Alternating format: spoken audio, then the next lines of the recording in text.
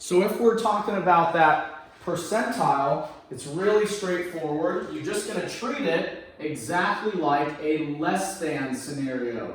You're going to treat it like a less than scenario, which we know how to do. So we had a greater than, we had a less than, we had a more than, greater than, or sorry, we had a between, I apologize, between, a less than, a greater than. And when they talk about percentile, you really are going to just bring it back to a less than scenario. So you're going to treat it just like a fewer than or less than. So with that said, how are we going to handle this problem? Very, very straightforward. Figure out the z-score for your random variable. So my random variable, my number that I'm looking for is 1,025. So 1,025 minus 1,252 divided by my standard deviation, my problem standard deviation of 129. So in other words, this is just like another less than scenario. Don't panic, it will be just fine. So 1025 minus 1252, divide that by 129. And so that gives me a z-score of negative 1.759. So negative 1.759. And that, of course, rounded is negative 1.76. And what do I do with that negative 1.76? I simply go over to my table here. Here's negative 1.7. Let me erase what should not be needed here. Negative 1.7, 0, 1, 2, 3, 4, 5, 6. There it is, 0.0392. 0.0392. Now, what does that mean? What does that mean? Well, this is just like part B with the less than. So you're shading to the left. And so if I were to draw a picture here, this is my mean, 1,252. My value is 1,025. So here's, let's say, 1,025. And what we just did is 0.0392 is the area for that. Well, the percentile is essentially that. And we need to round to the nearest integer. So in other words, we're rounding that to the nearest whole number. So what is that? Well, if we move the decimal over, that's going to be 3.92. What's that rounded to the nearest whole number, integer? That's 4. And so that's the 4th percentile. And that's how you get your, that's where people talk about their percentiles. That's your answer. Okay? So there it is. And 17 is like what we just did, so I am not going to go and do that. But what I am going to do as my last problem is number 18. 19 and 20 you guys can do on your own as well. There's a little bit of challenge to them, but it's not, again, it's not anything that we really haven't done. So there it is. Let's take a look at 18 as our last question. Here we go. All right. So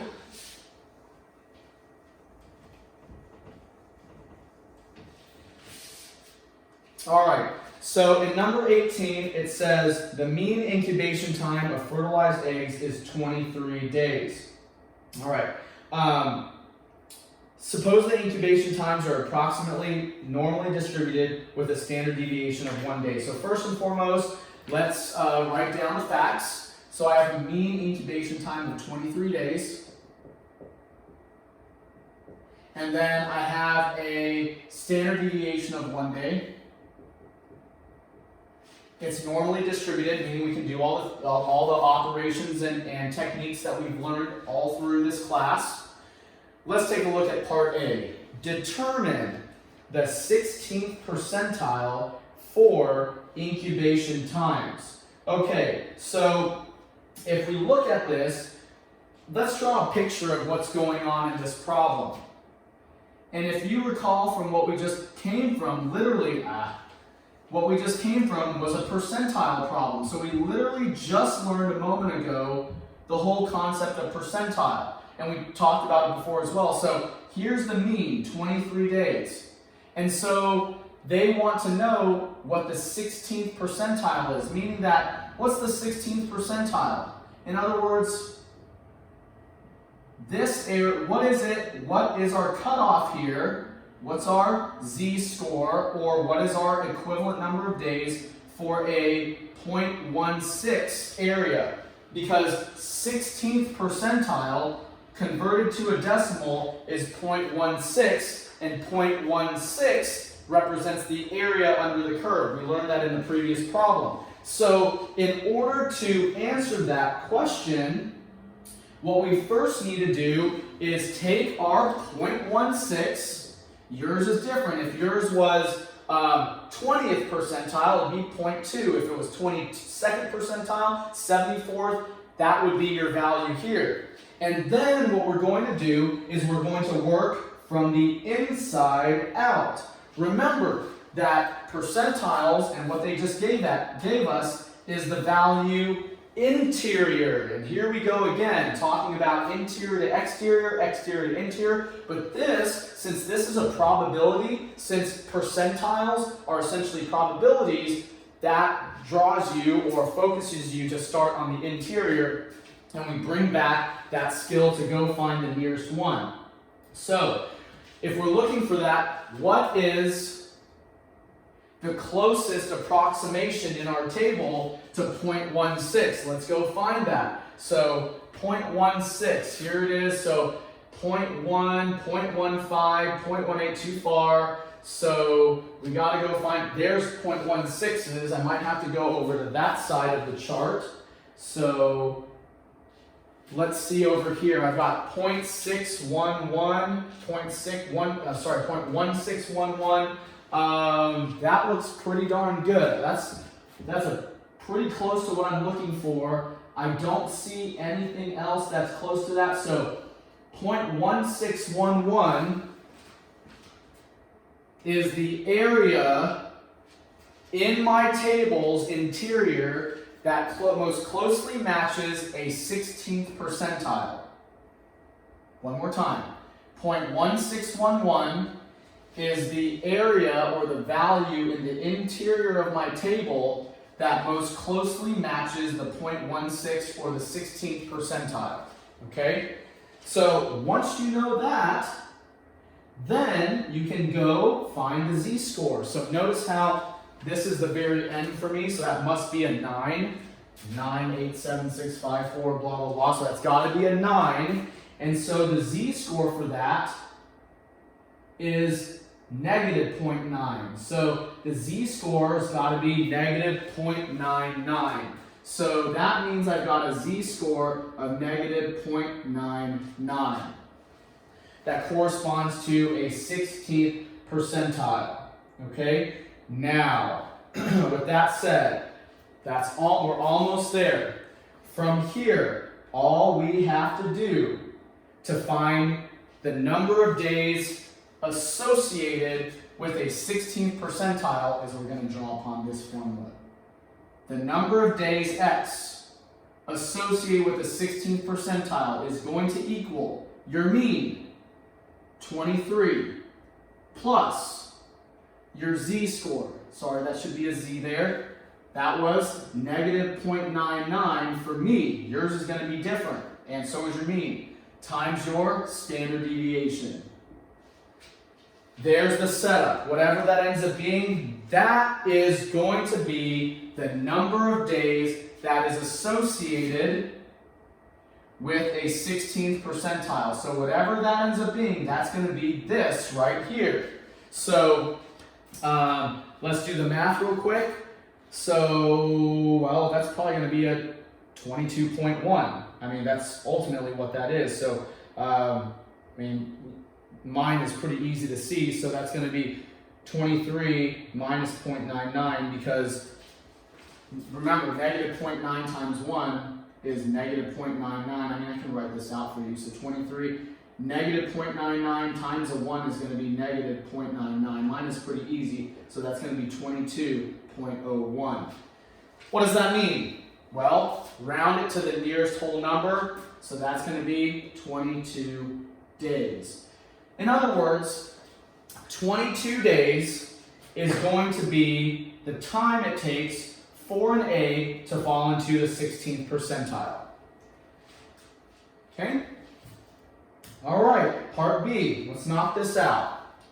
So part B now says the incubation time that makes up the middle 39%. So I'm going to draw a picture for you so that you can see this. And you're going to see that this basically helps you understand the between scenario. One more time, it's one last between for the day. So let's take a look at our picture here. So I've got my mean, which is 23 days, okay? And then from there, I've got, what we've got is we've got some middle 39 percentile, or 39%, not percentile, middle 39%. So this right here is going to be 0.39. We want some middle area to be 0.39. That's what they're really discussing right here. So in order to do that, when they say that, there are multiple steps we need to take. Step number one, I'm going to break it up into steps for you because this is actually a really tricky problem. And by the way, we're looking for these values right here. Which days will produce a middle 39%? Okay, that's what we're doing. So which day here and which day here will break the data into exactly 0.39 in the middle, where this part is equal. All right, so I'm going to walk you through the steps here to do it. Step number one, you're going to take 1 and subtract 0.39 from it. Yours might be different. Whatever your percentage is, that's what you're going to subtract from that. So for me, that's going to be 0.61. Okay? All right? Then, once you do that, you're going to divide that in half. I'll explain why in just a moment. So for me, I think that's going to end up being 0.305, I think so. Let me double check that. I'm pretty sure it's 0.305. Yeah, it's got to be 0.61 divided by 2. Yeah, 0.305. Okay? That's your first step. Let's explain what this means. So 0.305 represents each of these probabilities that we don't want, that are outside of the middle. Because remember that they wanted the middle 39%, so exactly in the middle, evenly to the left and to the right of the mean, 0.39 or 39%. That means outside of those regions needs to be an equal amount, and that is what this is right here. Okay? So that's what they're driving at. Okay, step number 2.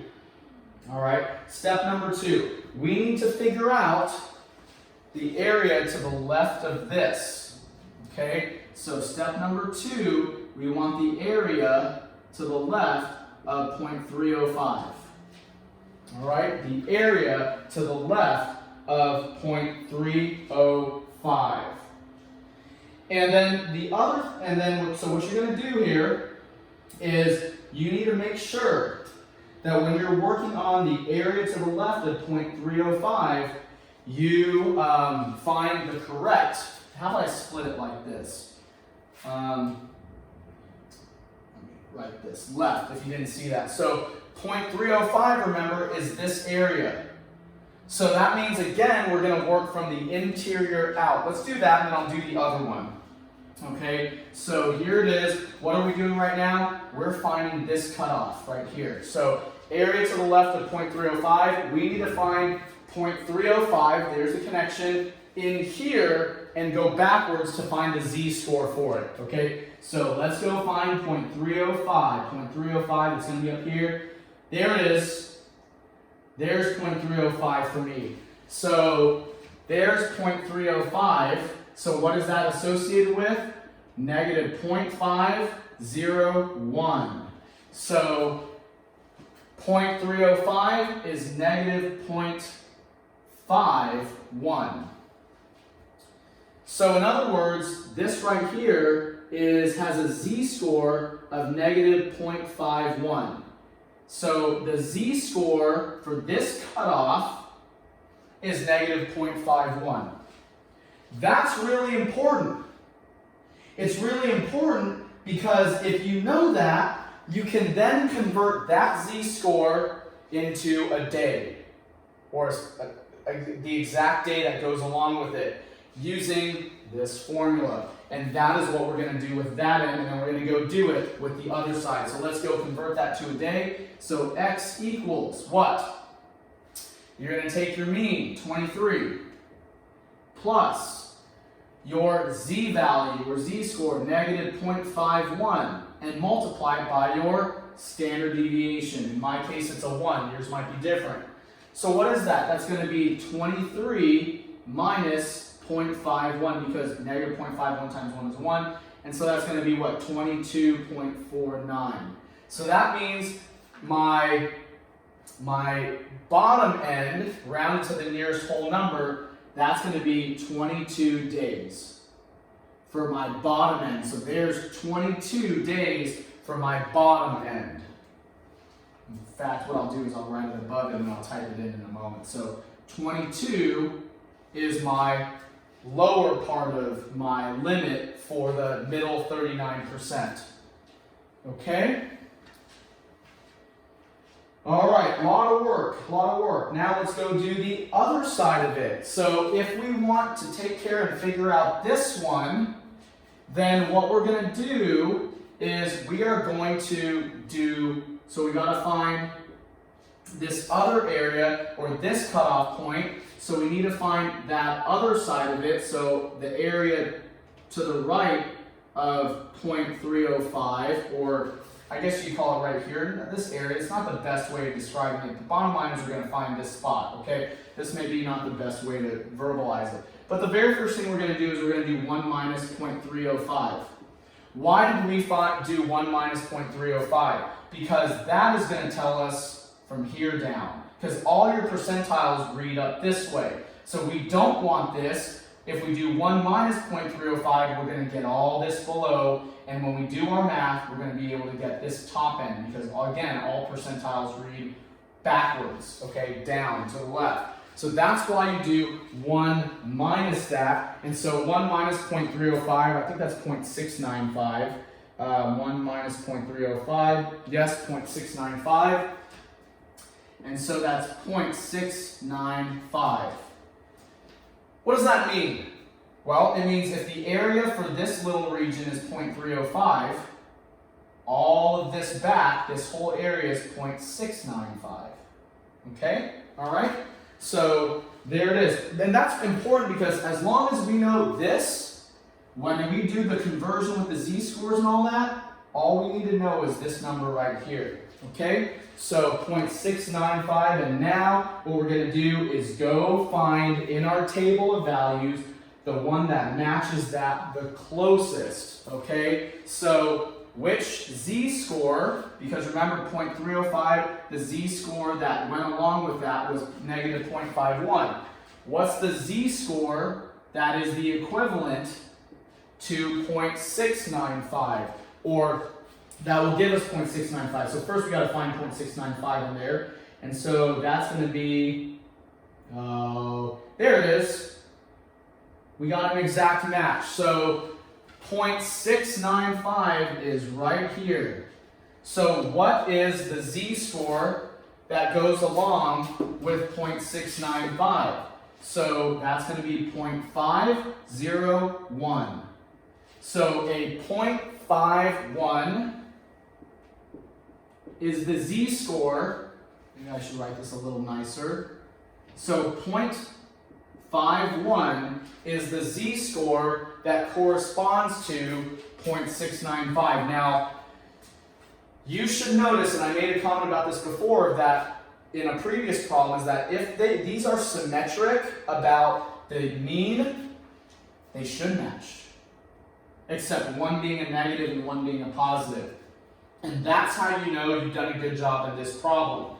When you're doing the middle 39% or the middle whatever percent, whatever this one is, when you go end up doing the other side of it, if it ends up being the inverse, in other words, just the only difference is their signs, if you do that, you've done a good job. Okay, so that means this shows me when I got a negative 0.51 and then a positive 0.51 after my work, it tells me I'm probably on the right track. With that said, let's go close this problem out. We need to convert that 0.51. So I'm going to take x equals, I'm going to do the exact same thing here. My mean, 23 plus 0.51, my z-value, times the number of days, which is 1. And so that's going to be 23 plus 0.51, which is 23.51. Round that up to the nearest whole number. 23.5 bumps it to 24. And so 24 days is my upper end of things, and that should answer the question. And so my range would be 22 to 24 days. And that's it. And that'll do it. You guys can finish the rest of the problems.